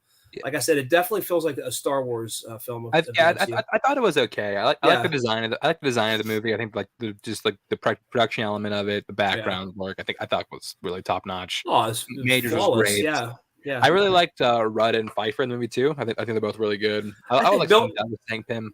Bill Murray's shit was kind of stupid. He's kind of thrown in. Like it's literally it doesn't. You could take his character out. There's nothing. He doesn't put anything into the plot at all. You know what I mean? That's true. So to me, it was just one of those things. Yeah, I think the movie's okay. Like it's fine. I also think it's kind of like loses what makes the anime movies. What made the anime movies for me fun? Because like I like that smaller scale, blue collar type feel that the first two had, and I feel like they kind of just ditch a lot of that in this one. Look at Doctor Strange from the first one. But Doctor Strange is not blue collar. Doctor Strange is like not blue collar, but bigger. Smaller though. Do you know what I'm saying? Like it was smaller in the first one. It's kind of always been like like the bigger picture, the bigger mystical world. Like they even say like in the first movie it was like their whole life you've been looking through a keyhole. Yeah. And I'm gonna show you. I'm gonna open the door for you. Yeah. It's like the whole time Doctor Strange he's been that. I mean, is this better than Iron Man 2? I don't think so. Okay. I don't know. Iron Man 2 Is is that bad. the bar? Is that the line? Is it I don't better know. than Iron Man 2? Iron Man 3 shit too, man. I never liked Iron Man 3 is good. Okay, we're going to Iron Man 3 is good. All right, we're gonna have to. This is gonna be fun. We're gonna have to do this somewhere along the line. We'll figure out a way. But yeah, so that's Ant-Man the Wasp: Quantumania. Still doing numbers. Don't know how it's going to do tonight or this weekend. Considering we do have another big movie coming out, Go see it Creed tonight. 3. Go see it tonight. Yeah, go see it tonight. Let's see how it does. Speaking of which, Creed 3, there is a sneak showing at Tinseltown Cinemark. I'm going. I'm going after this. You're going? Okay. I was half tempted to go. Obviously, the 7 showing wasn't the one I was going to go to because we were recording, but I was half tempted to go to the 10:15 showing. But I'm off on Friday, so I may go to see it early showing on Friday, afternoonish. So it was funny that you mentioned that because, and then they were showing tonight, they're showing the Texas Chainsaw Massacre for some reason. Which one? The first one, the original. Really? Yeah, it was so random. And then like tomorrow, Cinemark's doing Halloween. And then on Friday, they're doing Friday the 13th. It makes no sense. Why are they doing this in March? Like I told my wife, I said, this shit's like in October. This is fall stuff. Why are we doing this? But anyway, I don't know. I was going to go see it tonight. I think I'm going to wait till Friday to go see it. Yeah, Creed 3 killing it with reviews, currently sitting at a 91% certified fresh on Rotten Tomatoes. Majors looks ripped. They both look ripped. I mean, I would just get me into that type of program, man, where you have like a dietitian and you have a guy personally training you, man. We could do that. And just have like somebody else pay for it all. Yeah, we could do that. Have somebody else pay for it, and then we'll get our priest thing. And we'll that is okay. We'll go get ripped. We'll get ripped. Spend some time in the ring, and then we'll go become priests. And then we'll be ripped for the exorcisms that we do. We'll be able to fight demons with our words and our fists. And live stream the shit on YouTube. And most importantly, got to live stream everything. Because nobody else is doing it. Yeah, no, there is no market for live stream exorcisms. We got it. And we got to cash in on this. That's trademark, by the way. Don't you dare take this idea, anybody listening. So we got video evidence that this is our idea. Nobody else can take it. This was today, March 1st, 2023. So yeah, I am so excited to go see Creed 3. I am too. Was this supposed to be the Painter of the Year? Yeah, I think it was. If not, it was up there. It was up there. It was. I adore. Me too. I adore the first one. The second one, I mean, really good. The second one's still really good. The second one's still really good. Still fine. You can check out our review for the of first the Rocky. one. If you did the top movies of the Rocky franchise, the Creeds are like two of the top 3. Oh, for sure. And you can check out our Creed review on Creed. That's how we our classic feed, if I'm not mistaken. Was that classic feed? I thought I think it's classic feed. Wow. I'm like 99% sure it's classic. Isn't that crazy? Like how that seemed like yesterday. Yeah, right. But anyway, yeah, no, I adore Creed. I love the fact that Michael B. Jordan's getting behind the lens for this, kind of transferring everything he's learned from Stallone. Yeah, just to see what he's learned from Stallone behind the camera. Not just Stallone, but like Coogler, who's like a good friend of his. But even with Stallone, who has that directorial experience, director experience and stuff too. He could be like the Black Bradley Cooper, or like he's like this incredible actor, but he's also like a really great director. And we really gypped Bradley Cooper for A Star Is Born, guys. We gypped Bradley Cooper for a lot. He's gonna get one though, so I'm not worried about it. He's gonna get one. Yeah, but it's gonna be one of those stupid like Leonardo DiCaprio shit where that Revenant was not his best. Put me in there with Wolf of Wall Street, Leo, man. Oh no! Come on, get out. Gilbert Grape. No, I'm saying like I'm talking like more like newer films where he got not like nominated but never won. I still want to get into Wolf of Wall Street. Really? Oh, I love Wall Street, man. He's perfect in that. Ugh, no. You just hate Leo. Why do you hate him so much, man? Because of his face. By the way, to let you know, yes, I did go see the 25th anniversary of Titanic. You sent me the pictures. I know. I did. And it wasn't a good picture though. I don't think you could have really seen what I was actually watching. No, I knew what you were watching. Oh, was it? You could actually tell? Okay. I knew. Yeah, I had to. I'm like, when I saw like Titanic back in theaters, okay, great. I will be anywhere else. I had to. It was one of those things. I think I saw it 3 times when it came out in 97. I mean, I saw it. I was there for a screening in 97 because my mom had just given birth, but I was there. I was gonna say, Jesus God, were you just born? Yeah. Because it came out in December, right? December 19th, 1997. Yeah, Fun, I was born in October. You ready for a fun fact on that one? Here we go. The other two movies that came out that same day that nobody like, this will kill trivia. Oh, hold on. One was one The World Is Not Enough. No, it was Tomorrow Never Dies. I always fuck up the all of Brosnan's Bond movies are just so generically titled that I mix them up all the time. And you ready for that one that I don't think you'd ever get? No, it's the other one. Mouse Hunt. I swear to God. December 19th, 1997. Again, like this is like this random like knowledge that, you know, it wouldn't do you anything. Maybe at a bar trivia or something like that. I don't think they would ever even ask that, but it's something that I've always remembered, but whatever. Yeah. So anyway, looking forward to Creed 3. Really think it's gonna be fantastic. Yeah, me too. Speaking of Michael B. Jordan, we didn't know the project was still happening, but it was confirmed again. I Am Legend 2 is still in the works with Michael B. Jordan starring and producing along with Will Smith, reprising his role in the first film. Well, they did confirm with this one the fact that the canonical ending for the first one is the director's cut ending. So did this news slap when it was released? I feel like I thought we were past this. Come on, Oscars are coming up in a week and a half. You're gonna hear this shit everywhere. Yeah, we will. Oh God, Jimmy was going to say something. Can I tell you a funny story? Okay, so my wife's friend Wendy is coming over with my new work schedule. Thankfully now, with like going back to what it was, I'm off on Sundays, which I was stressed about because I would have to work Sunday night at like 9:30 at night into Monday morning. Now I'm off Sunday, so I can actually watch it. But she is bringing, she's making Oscar bingo, and she's making up like different things. And one of them was every time they reference the slap, every time somebody references the slap. Yeah. Oh, good. Yeah. I just thought it was kind of funny. Point is, though, we are getting I Am Legend 2. Cool. Something that I think what WB needs to do. I'm not sure if they can or not. Well, two things. One, they need to. I don't know if I Am Legend has official 4K or not, like a 4K steelbook. If it doesn't, they need to release it, release the 4K, and re-release it in theaters as like the definitive version. Like to get that hype up there too. And you put the original ending back because like the director's cut ending is what the movie is building to, and the whole movie is building to that ending. It's been so long since I've watched that, man. That came out in 07, didn't it? 07, yeah. And real talk, like the I Am Legend, the director's cut, one of my favorite Will Smith movies. Maybe my favorite Will Smith movie. I think the movie is brilliant. I'm gonna have to check it out. I don't know which version I have. I think the theatrical cut ending just kind of just like spits in the face of everything that movie was trying to say. Yeah. So I think it's one of the biggest insults by a studio to ever happen. But yeah, I Am Legend 2 back in the works, and I am actually very excited. Next thing we are going to be talking about is we do got to talk about some friction going on between two companies, as WB has filed a lawsuit against Paramount. Oh Lord! And it's all the fault of South Park. Oh boy, go figure. Now, in case you didn't know, I'm actually do, but in case you didn't know, WB and HBO Max currently have the exclusive streaming rights to the South Park series. Like no other series can stream South Park, despite the fact that Paramount produces the show. They can't stream it. What they did do was they did some specials exclusively for Paramount Plus. Thing is, though, WB is claiming that is a breach of contract. Wow, this is crazy.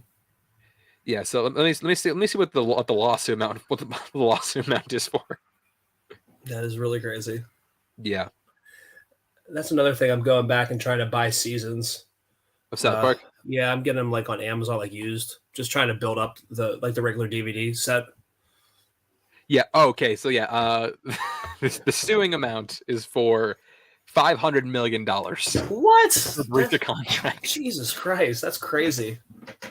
Yeah, so Paramount kind of did this themselves, though. They knew they were making a streamer. They knew that they needed like IP, but what did they do before released? They sold off a lot of their IP. They sold Coming to America 2. They sold the right to South Park. They just like did some stupid things. I don't feel bad for Paramount. I mean, I can't feel bad for them because like this is a shitty thing to go through, but this is kind of self-inflicted. This wound's kind of self-inflicted. Yeah, I mean, it definitely is, but still, I mean, that's crazy. $500 million. Yeah, it's crazy.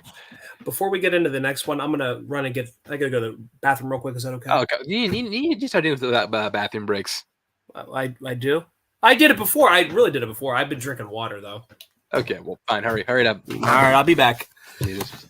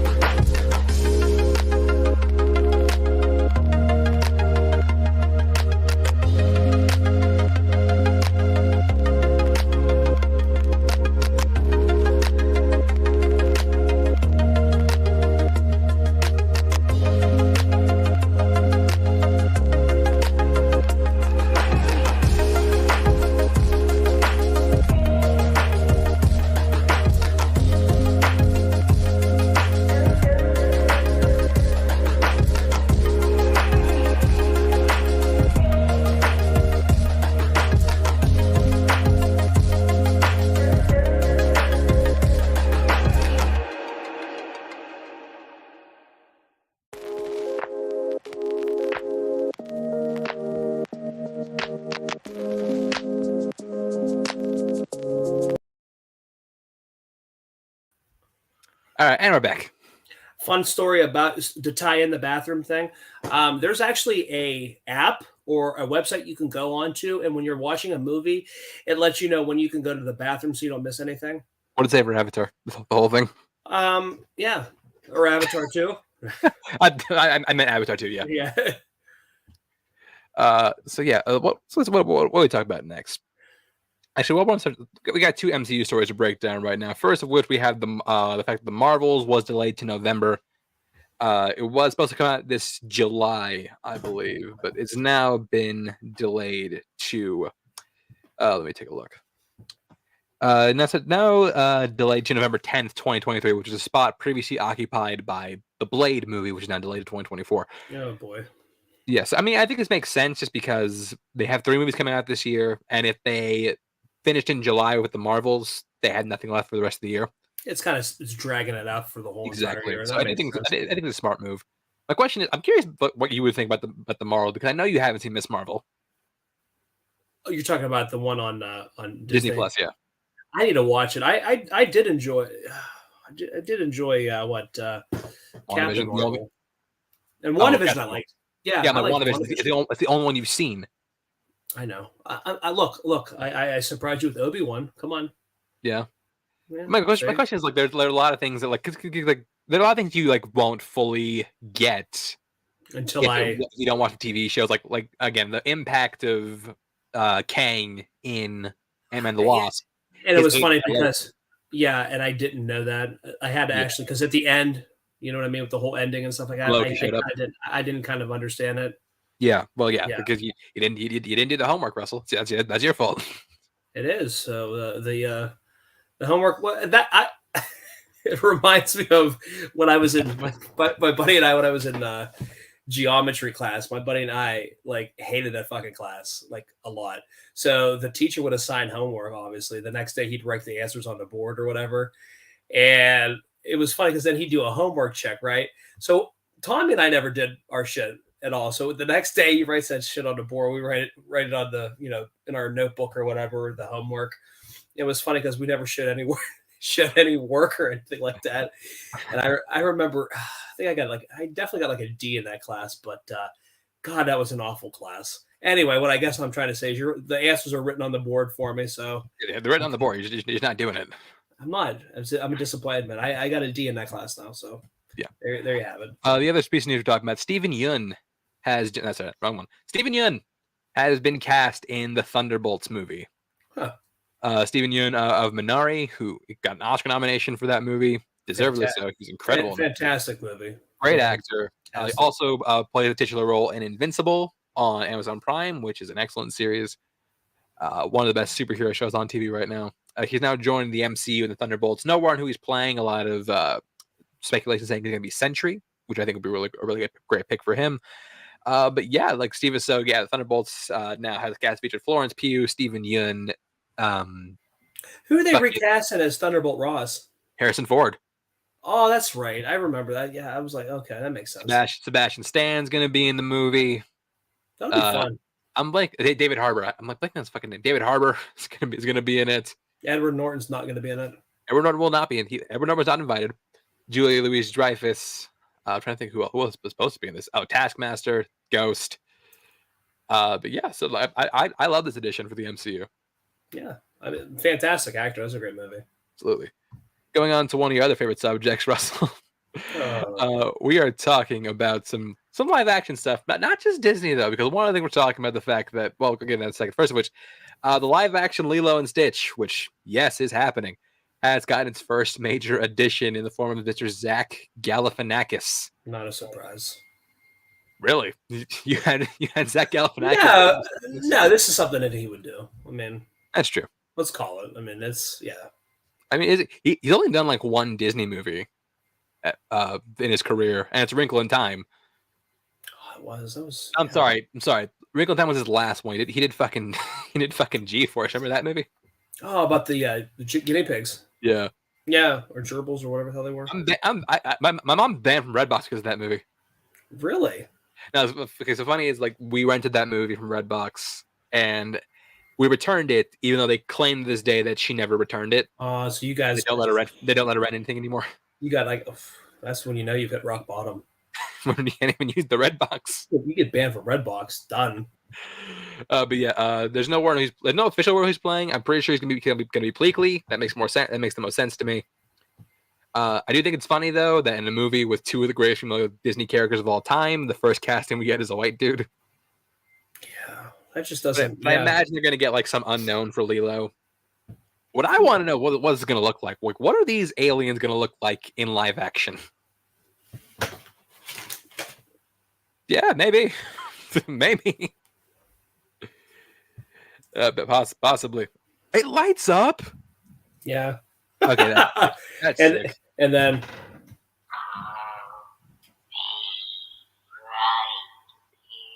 Oh, come on. Okay, my wife, listen, dude, my wife saw me like, I was like, God, I'm really gushing over this thing because I love ET. And I ended up getting this box for Christmas. And I'm like, what the fuck is in like this Build-A-Bear box? I opened it up. It was an unstuffed ET. I'm like, oh, so I think Elle and I went to the mall finally to get it stuffed like the other day. Nice. Well, it only took a couple months, but yeah, the light to the finger. I'm like, come on, genius. That is cool. Genius. But you know what? DreamWorks, given the fact that they were DreamWorks Animation was basically kind of founded by Jeffrey Katzenberg, who used to work for Disney. He kind of got the star on the ground, basically kind of doing what Disney did.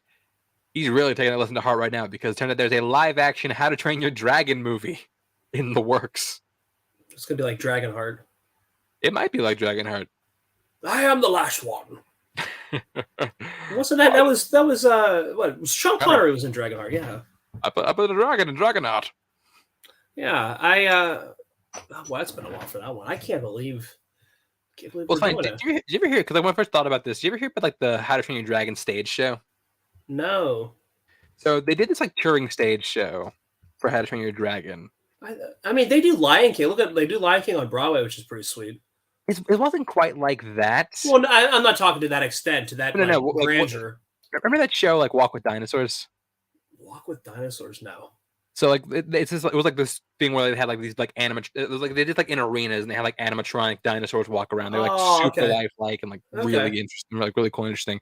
They did the show like they used that tech for How to Train Your Dragon. Okay. Let me pull a picture of what this looked like. Hang on, here we go. Yeah, this is what it looked like in live action. I mean, that still looks pretty cool. I mean, that still looks really cool. Like, I wish I would have seen this like when it was actually touring. This is How to Train Your Dragon. See, we took Ella to go see that. That was a really good one. This? No, the movie. The movie. The third. I think the third movie we took her to go see. But yeah, like honestly, like this design works actually not bad. I'm just curious if it'll actually look like this. And fun fact, I hadn't watched the movies till you can check out our reviews on those. No, we only did one. Or we just did just two. We just did the second one. I watched both of them though to prep for that. Right. But yeah, the interesting thing is the other thing about this is like Dean Dubois, the director of the movies, is coming back to direct the live action one. Huh. Pretty So cool. yeah, I'm very curious. I think this could work. I'm just curious as like how. Yeah, we're really getting carried away with all this live action shit. But whatever you got to do, I guess. Oh, but don't worry, Russell, because we do have animated sequels that are in the works. Because Disney, Bob Iger is back as the head of Disney. One of his first moves, because the people are very pissed about, is he announced some sequels coming out. We had Zootopia 3, Fucking. Zootopia 2, Frozen 3, and Toy Story 5. Okay, can I? Out of the three, I'm sold yes on Zootopia 2. Really, that's the one. Yeah, for sure. For Toy Story does not. We do not need another Toy Story. We said that And about 4 too, and 4 is really good. 4 is okay. 4 is good. I mean, but I'm like, we're really stretching it thin. We should have ended it at 3. Frozen. I mean, my daughter loves Frozen. Like, So. like you have girls, so Yeah, so if she loves Frozen. Zootopia, man, I absolutely adore that one. yeah, I think Zootopia 2 has the most promise of the three. That's for me because I'm glad because like I feel like we really haven't seen we haven't seen what's next in the world of Zootopia. You know what I mean? Where we've seen where Frozen 2 goes, we've seen Toy Story 2, 3. You know what I mean? We see where that's going. So that's like a fresher. Yeah, You know, no, a fresher. I don't disagree. A A fresher. lot of people were like complaining about like, oh yeah, Disney's going back to making sequels. Here's the thing, the Strange World original movie. You know what? And I like Strange World, by the way. I liked it okay. I liked it. Like it just tanked. It tanked incredibly. I saw it in theater. I purchased the Blu-ray to it, and I used Regal points, and I got they had a hoodie zip up. Strange. Oh, really? Yeah. Yeah. Let me get the numbers for this. Damn shame. Because I liked it. It could have been really fun to see other ones. Yes. Let's see. Strange Worlds. Like, yeah, this is like one of the biggest bombs Disney's ever had. Here we go. On a budget of $180 million, it made 73 at the box office. Wow. Yeah, so if you want to know why Disney's going back to sequels, it's because of shit like this. Craziness. Yeah, they didn't have a good year at the box office between that and Lightyear. Which is sad because I mean, Lightyear wasn't bad. I mean, I just think that I liked it. I didn't love it. I wanted to love it. I liked it. I speaking of which, I did buy a Lightyear shirt too. Oh, did you?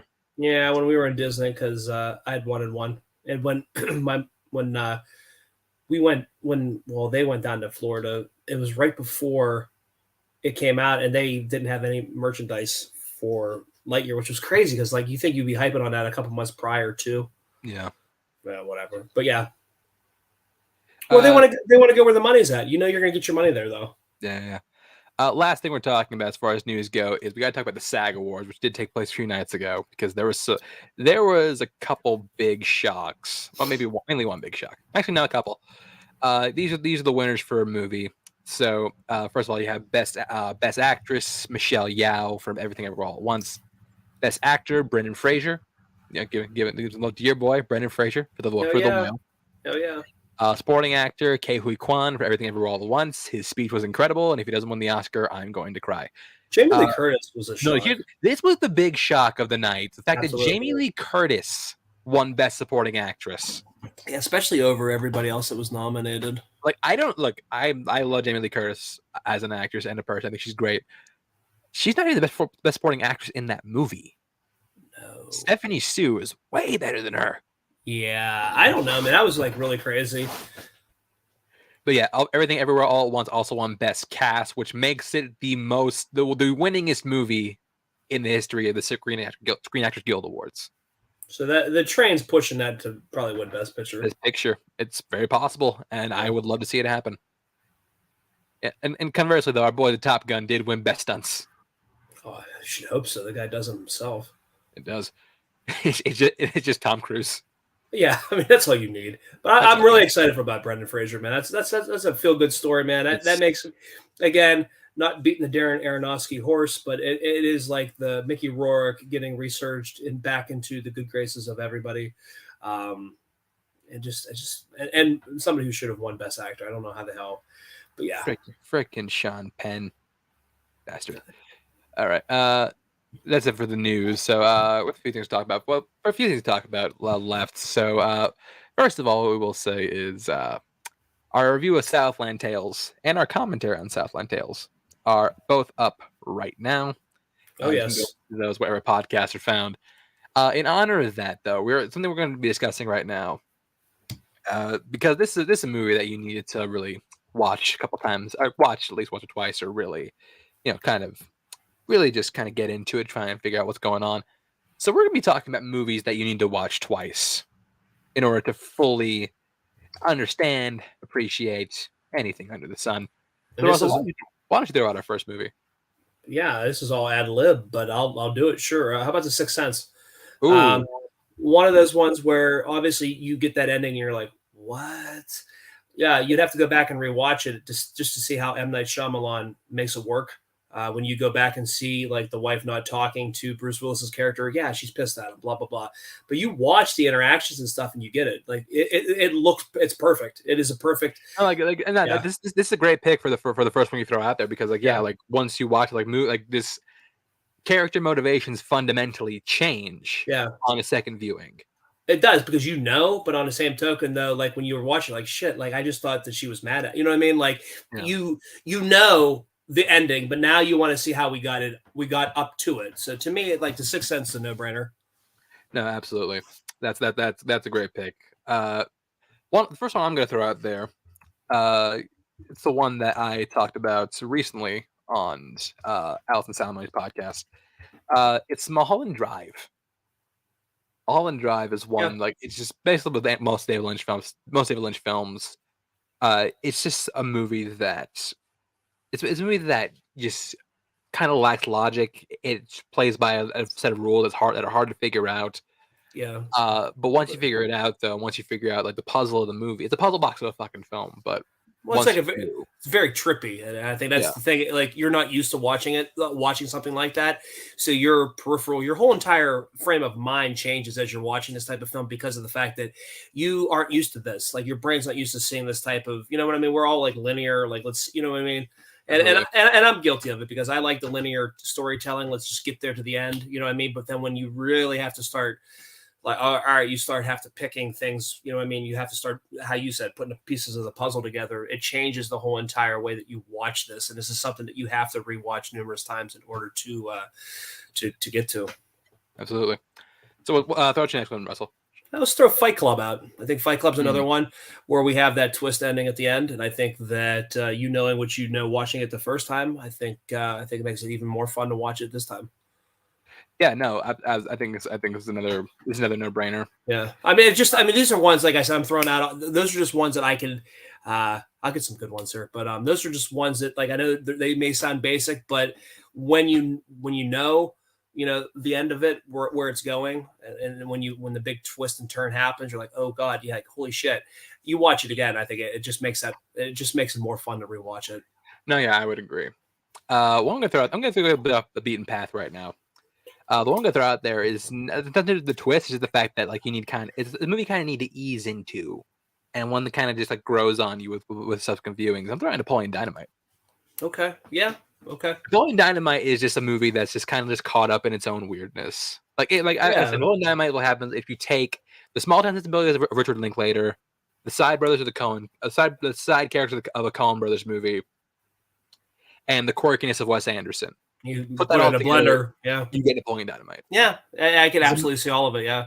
It's a movie that, again, like when you watch it, it takes a bit to kind of just like understand the world, the town, the reaction. But once you do, and you like really sink in, it gets funnier the more you watch it. Yeah. Yeah. I mean, again, this is because it's a different way of telling like a comedic, you know what I mean?